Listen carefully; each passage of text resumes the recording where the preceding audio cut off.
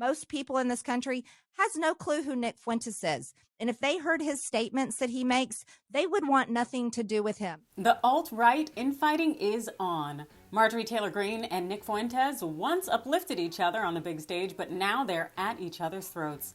Funny how things work. Welcome into TYT's Overruled. I'm your host, Adrienne Lawrence. White nationalist Nick Fuentes is no longer friends with Congresswoman Marjorie Taylor Greene, and they're both going at each other on social media. First, here's what Marjorie Taylor Greene had to say about her former friend. Most people in this country has no clue who Nick Fuentes is. And if they heard his statements that he makes, they would want nothing to do with him. He sounds like a very immature young man saying hateful things about people and using a people group, talking about people he doesn't like by an entire people group, which is horrible. Why would he ever do that? And then also saying, oh, I'm not racist or I'm not these things. Yeah, you are if you talk that way, because that's how you sound. And I don't know why Kanye West would align himself with that. It makes no sense to me whatsoever, because the reality is, why would anyone want to follow or hang out with someone that condemns an entire group of people constantly when he knows nothing? What has he ever done in his life? What government position or when has he ever been elected?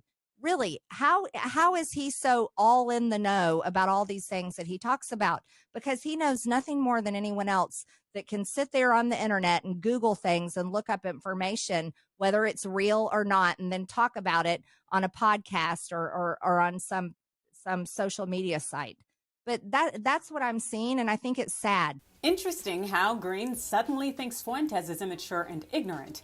As it turns out, this is quite the newfound revelation for the Georgia Congresswoman, because according to Fuentes himself, well, Greene was just trying to nestle up to Team Kanye just days ago. What a disgusting person. She totally disavowed me the other day, and then on her show today. Yeah, we just saw that. And here's the funny thing. A week ago, she was texting Milo and saying that she wanted to come to the office, okay? So people don't know that, but a week ago, Milo was saying, oh, Marjorie is texting me. She wants to come out to the Yay 24 office and visit. And in the back of my head, I said, you know what? I said, she is the thirstiest, and predictably, you know, when it was cool, she was about it. When it was cool, she was going to race over to LA to get to the office to appear cool and get attention. And then when the pressure got too hot, then she fled back. Oh, never mind. Now I don't want to go. Now I denounce Nick Fuentes.